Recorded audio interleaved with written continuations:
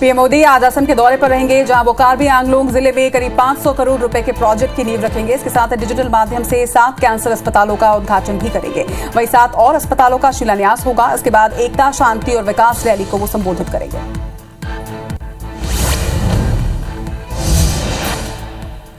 पश्चिम बंगाल की सीएम ममता बनर्जी ने बीएसएफ पर बड़ा आरोप लगाया और उनका कहना है कि बीएसएफ के जवान गांव में घुसकर लोगों को मार रहे हैं और उनके शव बांग्लादेश में फेंक रहे हैं। ममता ने कूच बिहार के एसपी से कहा है कि वो बीएसएफ के जवानों को रोके। वहीं केंद्र ने बीएसएफ को पश्चिम बंगाल में बॉर्डर से 50 किलोमीटर तक तलाशी की इजाजत दी थी।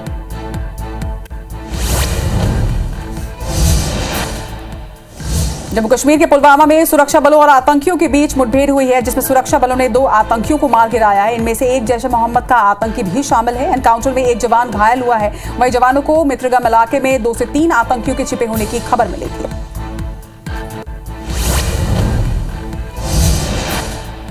आईपीएल के 41 मैच में दिल्ली और कोलकाता के बीच शाम 7:30 बजे से मुकाबला शुरू होगा। दिल्ली कैपिटल्स और कोलकाता नाइट राइडर्स के बीच ये मुकाबला मुंबई के वानखेड़े स्टेडियम में आज खेला जाएगा। इस सीजन में दोनों ही टीमों के बीच ये दूसरा मुकाबला है। पहली बार बाजी दिल्ली के हाथ लगी थी।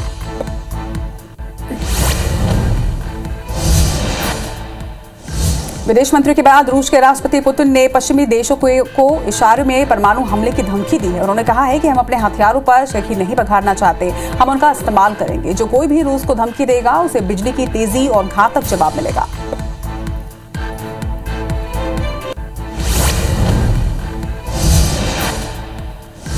फ्रांस में चुनाव जीतने के बाद घूमने निकले राष्ट्रपति इमैनुअल मैक्रों पर भीड़ ने टमाटर फेंका। दरअसल राष्ट्रपति के सुरक्षा कर्मियों ने भीड़ को रोकने के लिए लोगों को धक्का देकर दूर करने की कोशिश की, जिससे नाराज लोग हाथापाई पर उतर आए। इस बीच कुछ लोगों ने टमाटर फेंकना शुरू कर दिया।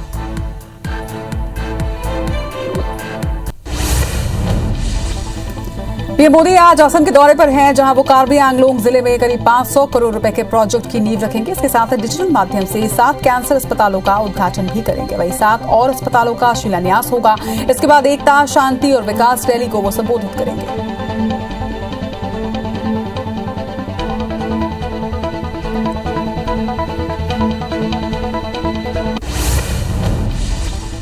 विदेश मंत्री एस जयशंकर आज से 3 दिन के बांग्लादेश और भूटान के दौरे पर जा रहे हैं, जहां पर वो द्विपक्षीय सहयोग को बढ़ावा देने और प्रमुख मुद्दों पर विचारों के आदान प्रदान पर ध्यान केंद्रित करेंगे। दौरे के दौरान वो ढाका में बांग्लादेशी प्रधानमंत्री शेख हसीना से मुलाकात करेंगे और विदेश मंत्री AK अब्दुल मोमिन के साथ चर्चा करेंगे।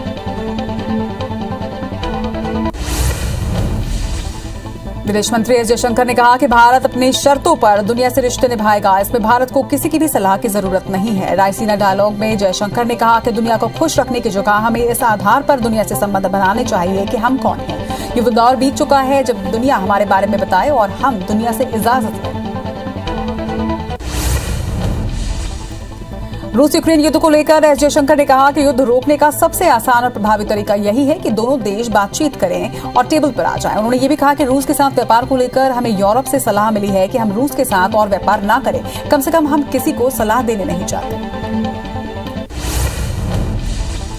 केंद्रीय मंत्री अनुराग ठाकुर ने बताया कि केंद्रीय मंत्रिमंडल ने PM street vendor Atmanirbhar Nidhi को अब दिसंबर 2024 तक बढ़ाए जाने का फैसला लिया है। उन्होंने ये भी कहा कि स्वनिधि में समृद्धि योजना के तहत अब तक कई योजनाओं से 16.7 लाख लाभार्थियों को फायदा मिला है। वेंडिंग जोन भी 5,800 से बढ़ाकर 10,500 कर दिया गया है।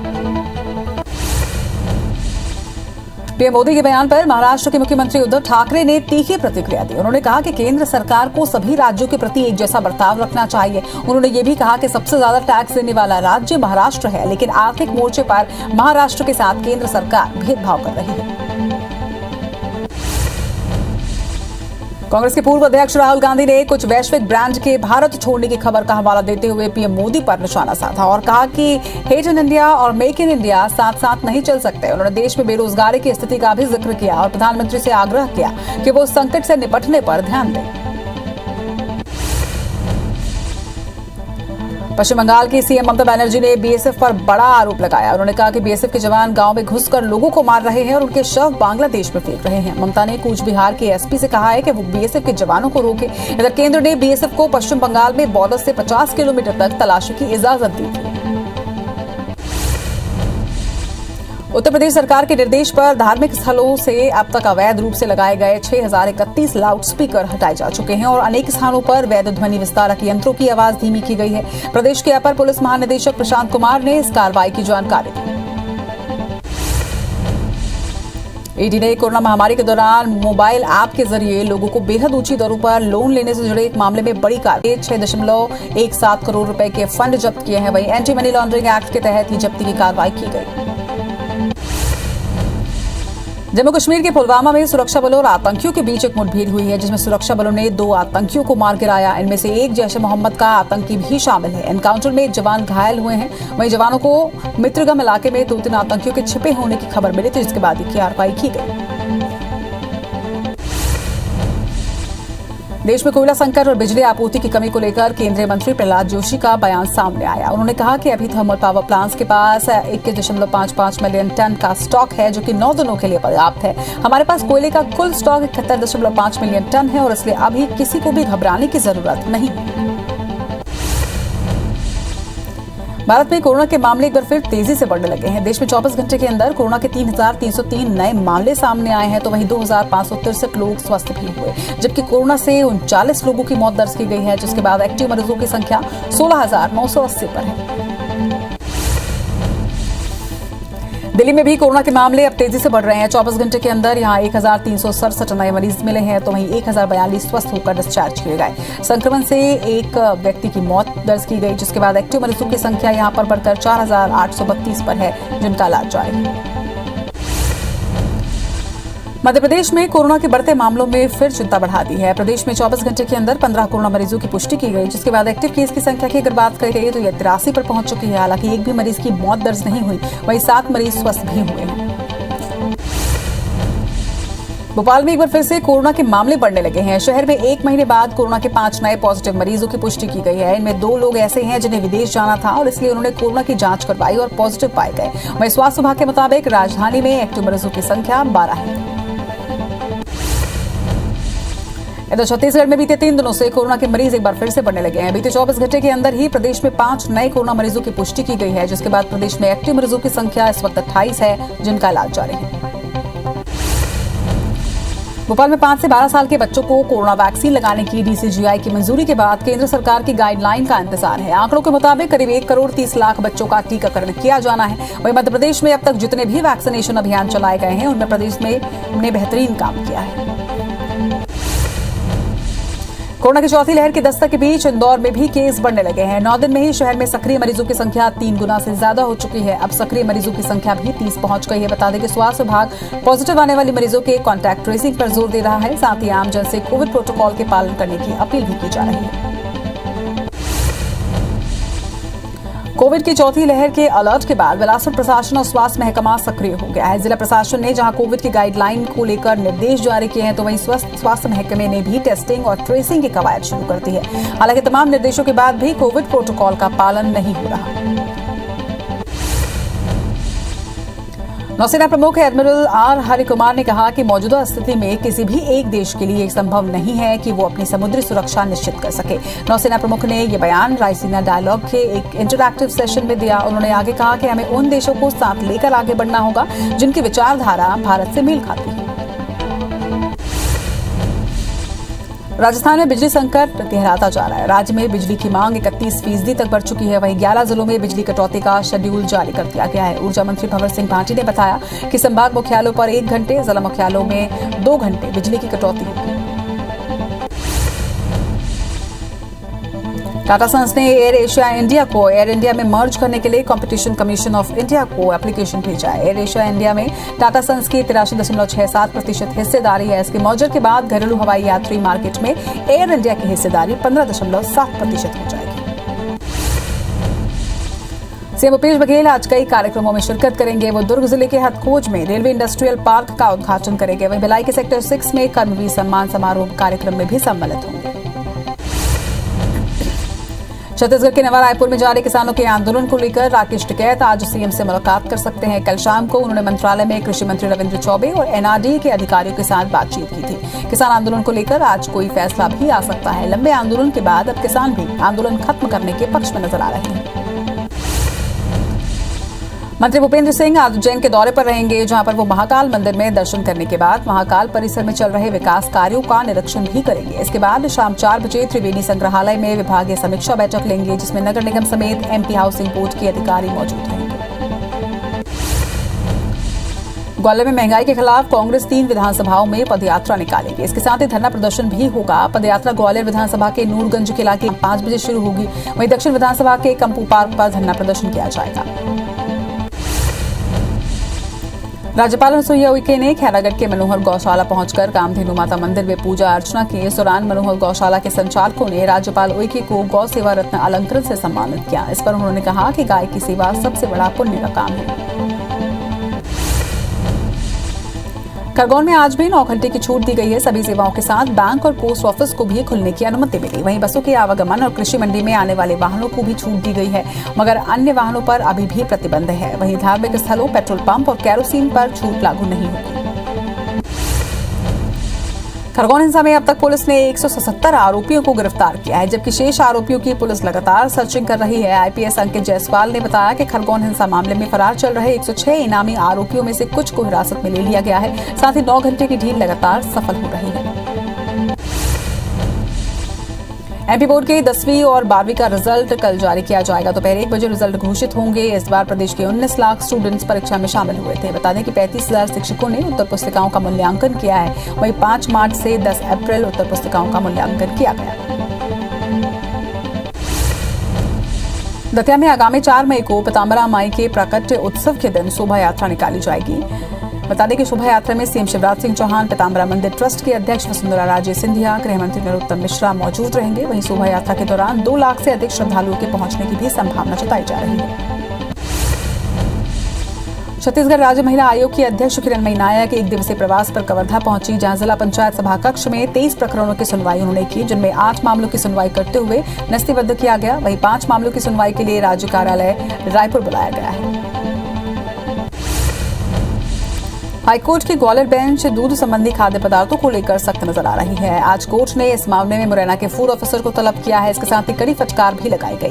कोर्ट ने मुरैना के फूड ऑफिसर से 10 बिंदुओं पर जवाब पेश करने के लिए कहा है। साथ ही कहा कि लापरवाही पर कलेक्टर को पेश होना पड़ेगा। छत्तीसगढ़ में तेंदुओं के साथ हो रहे अत्याचार को रोकने के दायर जनहित याचिका में सुनवाई की गई, जिसमें मुख्य न्यायाधीश की बेंच ने शासन को एक नोटिस जारी करते हुए जवाब मांगा और याचिका की अगली सुनवाई 4 हफ्ते बाद निर्धारित की गई। जांजगीर चांपा के फास्ट ट्रैक कोर्ट ने नाबालिग को शादी का झांसा देकर दुष्कर्म करने के मामले में आरोपी को 10 साल की कठोर कारावास की सजा सुनाई है। इसके साथ ही 5,000 जुर्माना भी लगाया गया है। नाबालिग के पिता ने 27 नवंबर 2018 में शक्ति थाने में रिपोर्ट दर्ज करवाई थी। ग्वालियर की 24 साल की समीक्षा सिंह ने पहले ही प्रयास में सिविल जज की परीक्षा पास की है। उन्होंने मध्य प्रदेश में 66वां रैंक हासिल किया है। वही समीक्षा का बचपन से ही जुडिशरी में जाने का मन था। उनके पिता ने भी जज बनने की तैयारी की थी, लेकिन उनका सिलेक्शन नहीं हो पाया था। पेट्रोल डीजल के बाद अब सीएनजी के दाम में बढ़ोतरी की गई है। बीते 5 महीने में 19% रेट बढ़े हैं। सीएनजी 70 से 83 रुपए प्रति किलो पहुंच चुकी है, जिससे परिवहन सेवाएं महंगी होंगी। वहीं महंगाई की मार झेल रही जनता पर भी इसका असर पड़ेगा। कोरोना संकट काल के बाद एक बार फिर से शिक्षा सत्र में किए गए बदलाव पहले की तरह सामान्य रूप से संचालित किए जाएंगे। इसी क्रम में अब माध्यमिक शिक्षा मंडल ने इस सत्र से सिलेबस में की जाने वाली कटौती नहीं करेगा, यानी कि इस सत्र में छात्रों को 100% सिलेबस की पढ़ाई करनी होगी। केंद्र सरकार की योजना 1 स्टेशन 1 प्रोडक्ट के लिए देश के 15 रेलवे स्टेशन में से जगदलपुर स्टेशन को भी चयनित किया गया है। इस योजना के जरिए अब स्टेशन में भी शिल्पकला के लिए अलग से दुकान तैयार की जाएगी, जहां पर बस्तर के शिल्प कलाकार अपनी वस्तुएं बेच सकेंगे। इस योजना की शुरुआत मई महीने से हो सकती है। जबलपुर में सीवर लाइन में कामों की लेट लतीफी करने वाले ठेकेदारों पर अब नगर निगम प्रशासन का डंडा चलने लगा है। नगर निगम आयुक्त आशीष वशिष्ठ के सीवर लाइन की प्रगति की समीक्षा के दौरान काम में देरी पर ठेकेदारों पर 5-5 लाख रुपए का जुर्माना लगाया गया। जबलपुर में माफियाओं के खिलाफ लगातार कार्रवाई की जा रही है। अमखेरा इलाके में भूमाफिया आकिब अंसारी की 2.5 एकड़ जमीन को मुक्त कराया गया है। बता दें, साथ ही अवैध मकानों पर बुलडोजर भी चलाया गया। करीब 4 थानों की पुलिस टीमों की मौजूदगी में नगर निगम और जिला प्रशासन ने यह कार्रवाई की। मुरैना के मानपुर गांव स्थित सती माता मंदिर में बैठक हुई, जिसमें 16 अप्रैल को न्यू हाउसिंग बोर्ड में दो पक्षों में हुए विवाद पर मंथन किया गया। किरार समाज की महापंचायत के बाद 500 से ज्यादा लोग मुरैना रेस्ट हाउस पर जुटे और फिर नेशनल हाईवे 44 से एसपी कार्यालय तक रैली निकालकर प्रदर्शन किया। श्योपुर में बीजेपी विधायक के बेटों की शिकायत पर वनकर्मियों के खिलाफ केस दर्ज करने के विरोध में परशुराम सेना और ब्राह्मण समाज ने मोर्चा खोल दिया है। ब्राह्मण समाज के लोगों ने एसपी कार्यालय का घेराव कर विधायक के खिलाफ नारेबाजी की और वनकर्मियों पर दर्ज एफआईआर को वापस लेने की मांग रखी है। यहाँ रुकेंगे एक छोटे से ब्रेक के लिए, जल्द लौटेंगे। ग्वालियर में सड़क हादसे में दो बच्चों की मौत हो गई। तेज रफ्तार ट्रैक्टर ने एक्टिवा को टक्कर मार दी, जिसके बाद मौके पर ही दोनों बच्चों की मौत हो गई। बताया जा रहा है कि घटना के बाद लोगों ने ट्रैक्टर चालक को पकड़ लिया और उसे पुलिस के हवाले किया गया है। वहीं पुलिस ने मामले में केस दर्ज कर ट्रैक्टर को जब्त कर लिया है। कांकेर जिले के कोयलीबेड़ा के कामटेड़ा बीएसएफ कैंप में एक जवान ने अपनी सर्विस राइफल से खुद को गोली मार ली, जिससे उसकी मौके पर ही मौत हो गई। वहीं जवान पश्चिम बंगाल के बरगरा जिले का रहने वाला था। एसपी शलभ सिन्हा ने इसकी पुष्टि की है और कहा है कि खुदकुशी कारणों का फिलहाल पता नहीं चल सका है। विदिशा में बिजली विभाग के मिर्जापुर डीसी केंद्र में पदस्थ कर्मचारी लाइनमैन सुनील लोधी ने सल्फास खाकर आत्महत्या कर ली। उन्होंने मृत्यु से पहले अपने छोड़े सुसाइड नोट में अपने ही विभाग के एक बड़े अधिकारी जेई सुनील विशोरिया पर नौकरी को रेगुलर किए जाने के संबंध में 1 लाख रिश्वत की मांग का आरोप लगाया है, जिसकी वजह से उन्हें यह कदम उठाना पड़ा। कवर्धा के भोरमदेव थाना क्षेत्र के भालूजुआ गांव में दीवार गिरने से एक महिला की मौत हो गई है। काम करते वक्त महिला पर ये दीवार गिर गई, जिसके बाद उसकी मौके पर ही मौत हो गई। दीवार कमजोर हो चुकी थी। फिलहाल पुलिस ने शव को कब्जे में लेकर मामले की जांच शुरू कर दी है। धमतरी के अर्जुनी थाना क्षेत्र के दरगहन एनिकेट से नीचे गिरने से एक बाइक सवार युवक की मौके पर ही मौत हो गई। वहीं घटना की जानकारी मिलने पर पुलिस मौके पर पहुंची और शव को पोस्टमार्टम के लिए जिला अस्पताल भिजवाया गया। बताया जा रहा है कि मृतक अपनी बाइक से पारिवारिक कार्यक्रम में शामिल होने के लिए दरगहन गांव जा रहा था। इसी दौरान यह हादसा हुआ। ग्वालियर के मुरार थाना क्षेत्र के त्यागी नगर में घरेलू विवाद के चलते छोटे भाई ने बड़े भाई पर बंदूक से फायरिंग कर दी, जिनसे बड़ा भाई किसी तरह बच निकला, लेकिन उनकी एक बच्ची और पड़ोसी का बेटा गोली लगने से गंभीर रूप से घायल हुए हैं। वहीं हमलावर राजेश शर्मा को पुलिस ने लाइसेंसी बंदूक सहित गिरफ्तार कर लिया है। आगर के सुसनेर थाना क्षेत्र के बढ़िया गांव में एक 14 वर्षीय नाबालिग लड़की के साथ दुष्कर्म का मामला सामने आया। सुसनेर थाना प्रभारी विजय सागरिया के मुताबिक आरोपी ने बीती देर रात को नाबालिग को घर पर अकेला पाकर दुष्कर्म किया। वहीं आरोपी के खिलाफ केस दर्ज कर अब उसकी तलाश की जा रही है। नरसिंहपुर का एक सब इंजीनियर फिर से रिश्वत लेते हुए रंगे हाथों गिरफ्तार किया गया। मामला विद्युत विभाग में जब्त की गई बिजली के बिल के प्रकरण का है, जिसमें बिल को माफ करने के एवज में इंजीनियर ने 15,000 रुपए की रिश्वत मांगी थी, जिस पर जबलपुर ईओडब्ल्यू ने कार्रवाई की। इंदौर में देश के अलग अलग कोनों से एडवाइजरी के नाम पर फ्रॉड करने वालों की शिकायतें मिल रही हैं। ये आरोपी आर्मी से जुड़े लोगों को अपना टारगेट बना रहे हैं। अब तक इस गैंग के मुख्य आरोपी पूजा थापा और वीरेंद्र सहित पुलिस 10 लोगों को गिरफ्तार कर चुकी है। इस मामले में आने वाले समय में और भी चौंकाने वाले खुलासे हो सकते हैं। टीकमगढ़ जिले के महिला बाल विकास विभाग में ऑनलाइन राशि ट्रांसफर में गड़बड़ी का मामला सामने आया। कंप्यूटर ऑपरेटर ने गलती से 32 लाख रुपए मुंबई की 2 महिलाओं के खाते में ट्रांसफर कर दिया, जहां पर दोनों ही महिलाओं ने 20 लाख रुपए निकाल लिए। वहीं अब गलती का खामियाजा अधिकारियों को भुगतना पड़ रहा है। देवास में मंदिरों में चोरी करने वाले अंतर्राज्यीय चोर गिरोह का पर्दाफाश हुआ है। पुलिस ने गिरोह के मुख्य आरोपी सहित 3 आरोपियों को गिरफ्तार किया। आरोपी के पास से 41 मोबाइल फोन, लैपटॉप, चांदी की मूर्ति, एलसीडी और बाइक सहित 10 लाख का मशरूका जब्त किया है। वहीं पुलिस ने बताया कि 2 आरोपी फरार हैं, जिनकी तलाश की जा रही है। बलरामपुर जिले के रामानुजगंज थाना क्षेत्र में ग्रामीणों ने 3 मवेशी तस्करों को पकड़कर पुलिस के हवाले कर दिया। आरोपी जंगल के रास्ते से 44 मवेशियों को झारखंड की तरफ ले जा रहे थे। वहीं पुलिस की टीम ने तस्करों को हिरासत में लेकर उनके खिलाफ कार्रवाई शुरू कर दी। धमतरी में साइबर सेल की टीम ने गुम हुए 103 मोबाइल को बरामद किया है, जिसे एसपी प्रशांत ठाकुर ने अपने हाथों से मोबाइल मालिकों को सौंपा। बरामद हुए मोबाइल की बाजार में कीमत करीब 20 लाख रुपए बताई जा रही है। वहीं गुम मोबाइल मिलने से उनके मालिकों के चेहरे में मुस्कान देखने को मिली। जांजगीर की छोटी नहर के किनारे विद्युत मंडल की लापरवाही सामने आई। बिजली के सर्विस केबल को खंभों में सुरक्षित रूप से ऊपर नहीं खींचा जा रहा है, जिससे कभी भी बड़ी घटना हो सकती है। वहीं तार के सड़क पर लटकने से वाहनों की आवाजाही भी बंद है। वहीं अधिकारियों को कहना है कि जल्द ही बिजली की तार को ठीक करवाया जाएगा। राजनांदगांव शहर के जिला सहकारी केंद्रीय बैंक के समीप नेशनल हाईवे पर आज एक बाइक में आग लग गई, जिसके बाद उसने सूझबूझ से अपनी जान बचाई। घटना के बाद मौके पर पहुंची फायर ब्रिगेड की टीम ने आग पर काबू पाया। बताया जा रहा है कि भीषण गर्मी की वजह से सड़क में आग लग गई।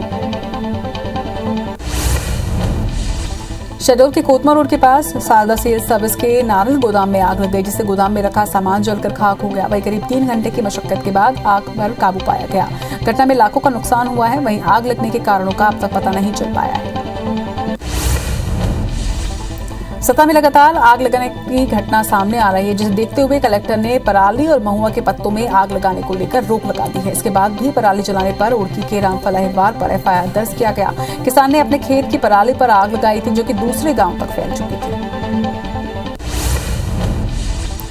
इंदौर में आज से 3 दिवसीय ऑटो शो 2022 का शुभारंभ होने वाला है। शो में वाहनों का महाकुंभ में 100 कंपनियां आएंगी। वहीं प्रदेश में पहली बार ऑटो शो आयोजित किया जा रहा है। मध्य प्रदेश में गर्मी लगातार बढ़ रही है। राजस्थान से आ रही गर्म हवाओं की वजह से तापमान में बढ़ोतरी दर्ज की जा रही है। तो वहीं देश का सर्वाधिक तापमान राजगढ़ में 45.6 डिग्री दर्ज किया गया। मौसम केंद्र ने ग्वालियर संभाग, भोपाल, विंध्य और बुंदेलखंड के 10 जिलों में लू का येलो अलर्ट भी जारी किया है। छत्तीसगढ़ के कई जिलों में आज से लू चलने की संभावना जताई जा रही है। रायपुर, राजनांदगांव, रायगढ़ और मुंगेली में लू का अलर्ट है। वहीं उत्तर से आने वाली गर्म और शुष्क हवा तापमान में बढ़ोतरी करेगी। रायगढ़ 45 डिग्री के साथ कल सबसे गर्म जिला रहा। तो वहीं मौसम विभाग के मुताबिक कुछ हिस्सों में हल्की बारिश भी हो सकती है।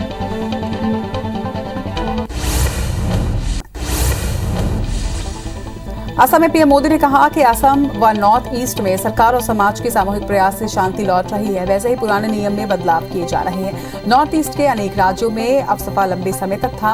बीते 8 साल में स्थायी शांति और बेहतर कानून व्यवस्था की वजह से अफसपा को कई क्षेत्रों से हटाया गया है।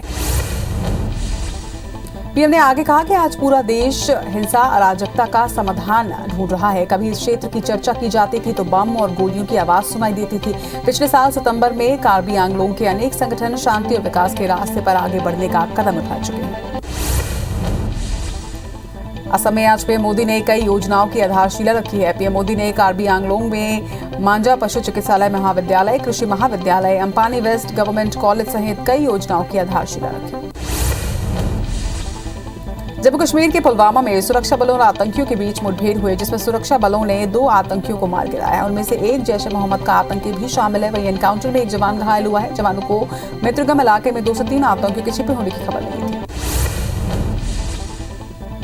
नौसेना प्रमुख एडमिरल आर हरि कुमार ने कहा कि मौजूदा स्थिति में किसी भी एक देश के लिए संभव नहीं है कि वो अपनी समुद्री सुरक्षा सुनिश्चित कर सके। नौसेना प्रमुख ने यह बयान रायसीना डायलॉग के एक इंटरैक्टिव सेशन में दिया है। उन्होंने आगे कहा कि हमें उन देशों को साथ लेकर आगे बढ़ना होगा जिनकी विचारधारा भारत से मेल खाती है। विदेश मंत्री एस जयशंकर आज से 3 दिन के बांग्लादेश और भूटान के दौरे पर जा रहे हैं, जहां पर वो द्विपक्षीय सहयोग को बढ़ावा देने और प्रमुख मुद्दों पर विचारों के आदान प्रदान पर ध्यान केंद्रित करेंगे। दौरे के दौरान वो ढाका में बांग्लादेशी प्रधानमंत्री शेख हसीना से मुलाकात करेंगे और विदेश मंत्री AK अब्दुल मोमिन के साथ चर्चा करेंगे। जेल में बंद राणा दंपति की रिहाई के लिए उनकी बेटी आरोही राणा ने आज हनुमान चालीसा का पाठ किया। 8 वर्षीय बेटी आरोही राणा ने अपने अमरावती में माता पिता की जेल से जल्द रिहाई के लिए अपने आवास पर ही चालीसा का पाठ किया है। बता दें कि आरोही ने कहा कि मेरी मम्मी और पापा को जल्द ही छोड़ दिया जाए, इसलिए मैंने ये प्रार्थना की। राजस्थान में बिजली संकट गहराता जा रहा है। राज्य में बिजली की मांग 31% तक बढ़ चुकी है। वहीं 11 जिलों में बिजली कटौती का शेड्यूल भी जारी कर दिया गया है। ऊर्जा मंत्री भंवर सिंह भाटी ने बताया कि संभाग मुख्यालयों पर 1 घंटे, जिला मुख्यालयों पर 2 घंटे बिजली कटौती होगी। देश में कोयला संकट और बिजली आपूर्ति की कमी को लेकर केंद्रीय मंत्री प्रहलाद जोशी का बयान सामने आया। उन्होंने कहा कि अभी थर्मल पावर प्लांट्स के पास 21.55 मिलियन टन का स्टॉक है, जो कि 9 दिनों के लिए पर्याप्त है और हमारे पास कोयले का कुल स्टॉक 71.5 मिलियन टन है और इसलिए अभी किसी को भी घबराने की आवश्यकता नहीं है। टाटा सन्स ने एयर एशिया इंडिया को एयर इंडिया में मर्ज करने के लिए कॉम्पिटिशन कमीशन ऑफ इंडिया को एप्लीकेशन भेजा। एयर एशिया इंडिया में टाटा सन्स की 83.67% हिस्सेदारी है। इसके मर्जर के बाद घरेलू हवाई यात्री मार्केट में एयर इंडिया की हिस्सेदारी 15.7% हो जाएगी। उत्तराखंड के मुख्यमंत्री पुष्कर सिंह धामी ने आज बनबसा में टनकपुर तक रोड शो किया। इस दौरान बड़ी संख्या में बीजेपी नेता और कार्यकर्ता शामिल हुए।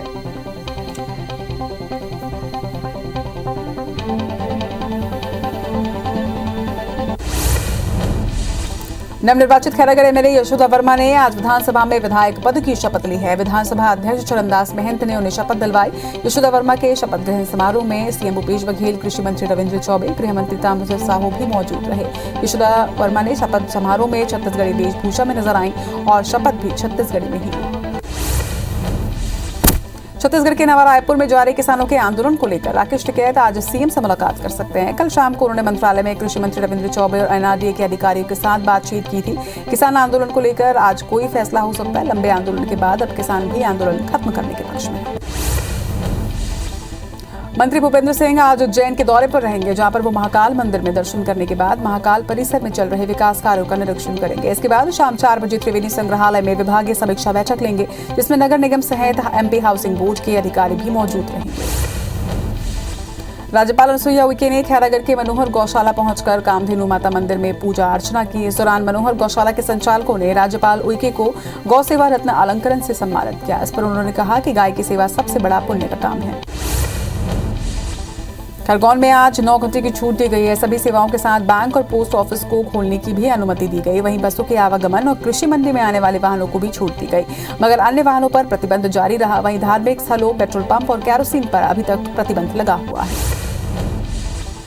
एमपी बोर्ड के 10वीं और 12वीं का रिजल्ट कल जारी किया जाएगा। दोपहर 1 बजे रिजल्ट घोषित किए जाएंगे। इस बार प्रदेश के 19 लाख स्टूडेंट्स परीक्षा में शामिल हुए थे।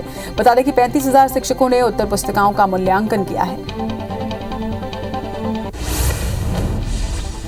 हाईकोर्ट की ग्वालियर बेंच दूध संबंधी खाद्य पदार्थों को लेकर सख्त नजर आ रही है। आज कोर्ट ने इसी मामले में मुरैना के फूड ऑफिसर को तलब किया, साथ ही कड़ी फटकार भी लगाई है। कोर्ट ने मुरैना के फूड ऑफिसर से 10 बिंदुओं पर जवाब पेश करने को कहा। साथ ही ये भी कहा कि लापरवाही पर कलेक्टर को पेश होना पड़ेगा।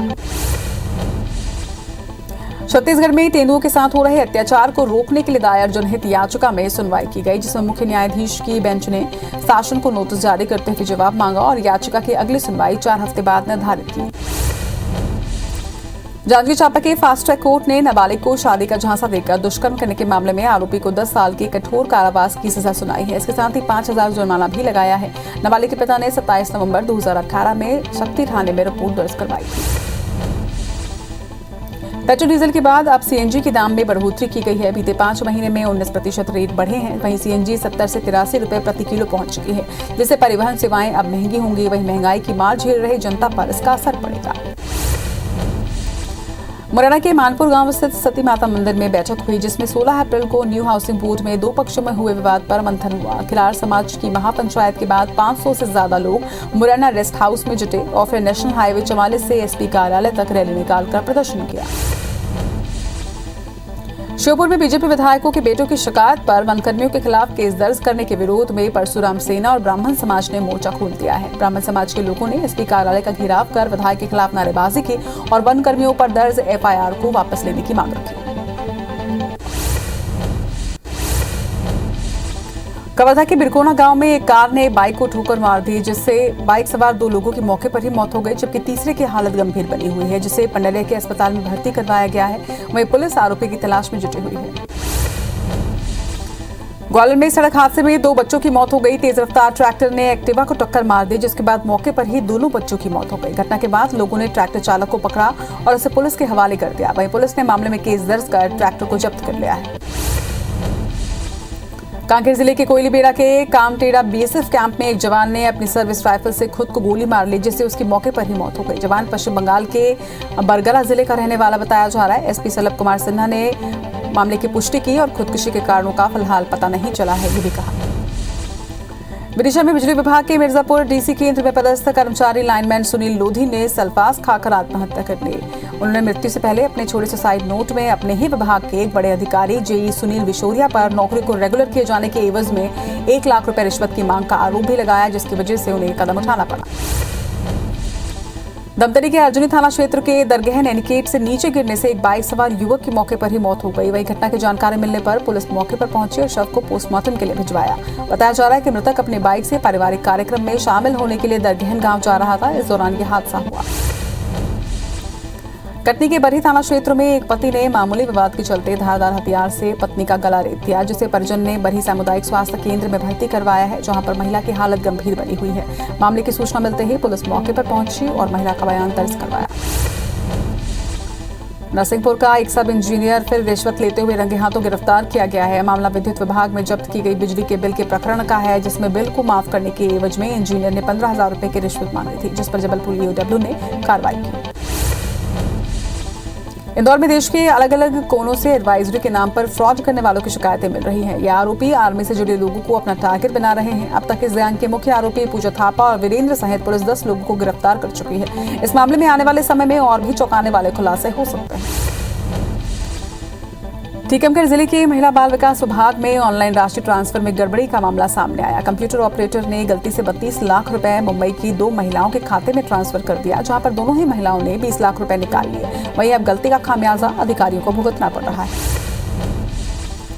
देवास में मंदिरों में चोरी करने वाले अंतर्राज्यीय चोर गिरोह का पर्दाफाश हुआ है। पुलिस ने गिरोह के मुख्य आरोपी सहित 3 आरोपियों को गिरफ्तार किया। आरोपी के पास से 40 मोबाइल फोन, लैपटॉप, चांदी की मूर्ति, एलसीडी और बाइक सहित 10 लाख रुपए की मशरूका जब्त की गई। वहीं पुलिस ने यह भी बताया कि 2 आरोपी फरार हैं, जिनकी तलाश की जा रही है। बलरामपुर जिले के रामानुजगंज थाना क्षेत्र ग्रामीणों ने 3 मवेशी तस्करों को पकड़कर पुलिस के हवाले किया। आरोपी जंगल के रास्ते से 44 मवेशियों को झारखंड की तरफ ले जा रहे थे। पुलिस की टीम ने तस्करों को हिरासत में लेकर उनके खिलाफ कार्रवाई शुरू की है। धमतरी में साइबर सेल की टीम ने गुम हुए 103 मोबाइल को बरामद किया है, जिसे एसपी प्रशांत ठाकुर ने अपने हाथों से मोबाइल मालिकों को सौंपा। बरामद हुए मोबाइल की बाजार में कीमत करीब 20 लाख रुपए बताई जा रही है। वहीं गुम मोबाइल मिलने से उनके मालिकों के चेहरे में मुस्कान देखने को मिली। जांजगीर की छोटी नहर के किनारे विद्युत मंडल की लापरवाही सामने आई। बिजली के सर्विस केबल को खंभों में सुरक्षित रूप से ऊपर नहीं खींचा जा रहा, जिससे कभी भी बड़ी घटना हो सकती है। वहीं तार की सड़क पर लटकने से वाहनों की आवाजाही भी बंद है। वहीं अधिकारियों का कहना है कि जल्द ही बिजली के तार को ठीक कराया जाएगा। राजनांदगांव शहर के जिला सहकारी केंद्रीय बैंक के समीप नेशनल हाईवे पर आज एक बाइक में आग लग गई, जिसके बाद उसने सूझबूझ से अपनी जान बचाई। घटना के बाद मौके पर पहुंची फायर ब्रिगेड की टीम ने आग पर काबू पाया। वहीं ये भी बताया जा रहा है कि भीषण गर्मी की वजह से बाइक में आग लगी होगी। शहडोल के कोतमा रोड के पास शारदा सेल्स सर्विस के नल गोदाम में आग लग गई, जिससे गोदाम में रखा सामान जलकर खाक हो गया। करीब 3 घंटे की मशक्कत के बाद आग पर काबू पाया जा सका। वहीं घटना में लाखों रुपए के नुकसान की आशंका है। आग लगने के कारणों का अब तक पता नहीं चल पाया है। सत्ता में लगातार आग लगने की घटनाएं सामने आ रही हैं, जिसे देखते हुए कलेक्टर ने पराली और महुआ के पत्तों में आग लगाने को लेकर रोक लगाई है, जिसके बाद भी पराली जलाने पर ओरछी के रामफल अहिरवार पर एफआईआर दर्ज की गई। किसान ने अपने खेत की पराली पर आग लगाई थी, जो कि दूसरे गांव तक फैल चुकी है। बलरामपुर जिले में आईबीसी 24 की खबर का असर हुआ है। आईबीसी 24 में खबर दिखाए जाने के बाद किसानों की समस्या पर कलेक्टर ने संज्ञान लिया और उन्होंने इस पर सूरजपुर जिले के कलेक्टर को एक पत्र लिखकर मामले में किसानों को राहत देने की बात कही। दरअसल सूरजपुर जिले के किसानों को खराब गन्ने की बीज दे दी गई थी, जिससे उन्हें नुकसान हुआ। इंदौर में आज से 3 दिवसीय ऑटो शो 2022 का शुभारंभ होने वाला है। शो में वाहनों का महाकुंभ होगा और 100 कंपनियां इसमें हिस्सा लेंगी। प्रदेश में पहली बार ऑटो शो आयोजित किया जा रहा है। धमतरी जिले के गांव को नशा मुक्त करने के लिए समाज कल्याण विभाग ने एक नई पहल की है। विभाग ने 40 गांव में नशा मुक्ति अभियान चलाने भारत माता वाहिनी का गठन किया। प्रत्येक वाहिनी में 10 सदस्य होंगे, जो कि गांव में जाकर लोगों को नशा छोड़ने के लिए प्रेरित करेंगे। सीहोर जिले में जेल में कैदियों को मुख्य धारा से जोड़ने के लिए जेल प्रशासन ने अनोखी पहल की है। जेल प्रशासन की ओर से 5 दिवसीय खेल स्पर्धा का आयोजन किया गया, जहां पर एक तरफ कैदियों की टीम तो दूसरी तरफ जेलर की टीम थी। क्रिकेट मैच में दोनों ही टीमों के बीच अच्छी टक्कर देखने को मिली। मध्य प्रदेश में गर्मी लगातार बढ़ रही है। राजस्थान से आ रही गर्म हवाओं की वजह से तापमान में बढ़ोतरी दर्ज की जा रही है, तो वहीं देश का सर्वाधिक तापमान राजगढ़ में 45.6 डिग्री दर्ज किया गया। मौसम केंद्र ने ग्वालियर संभाग, भोपाल, विंध्य और बुंदेलखंड के 10 जिलों में लू का येलो अलर्ट भी जारी किया। छत्तीसगढ़ के कई जिलों में आज से लू चलने की संभावना जताई जा रही है। रायपुर, राजनांदगांव, रायगढ़ और मुंगेली में लू चलेगी। वहीं उत्तर से आने वाली गर्म और शुष्क हवा तापमान बढ़ाएगी।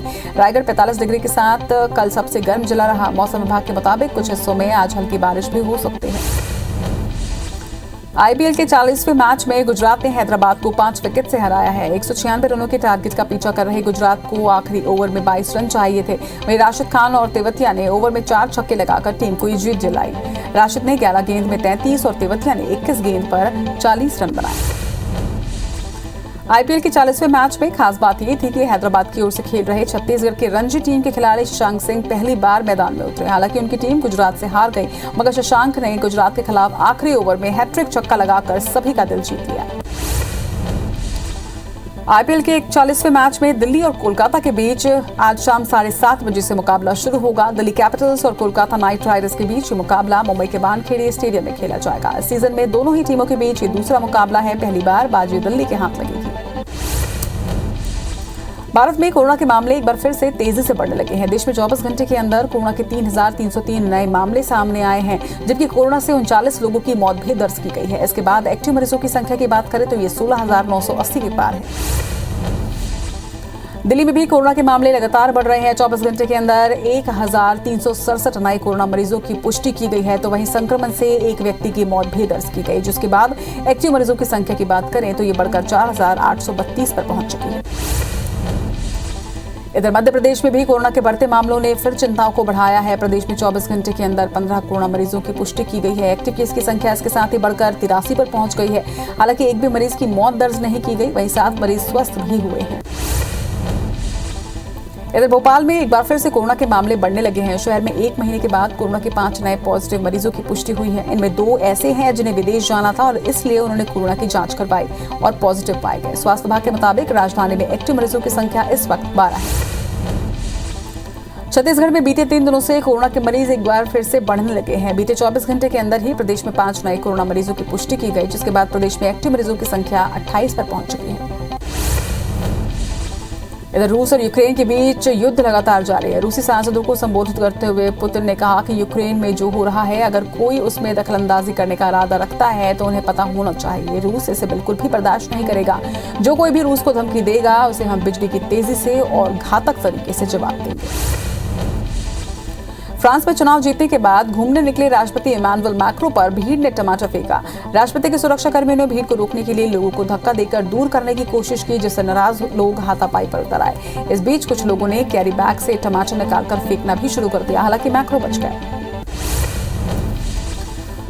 मैक्सिको के तुला शहर में क्रूज अजूल सीमेंट प्लांट में हुई गोलीबारी में 8 लोगों की मौत हुई है, जबकि 11 घायल हुए हैं। बताया जा रहा है कि सुबह कुछ अज्ञात बंदूकधारियों ने प्लॉट पर कब्जा करने की कोशिश की, जहां पर काम करने वाले वर्कर्स ने उनका विरोध किया तो गोलीबारी कर दी गई।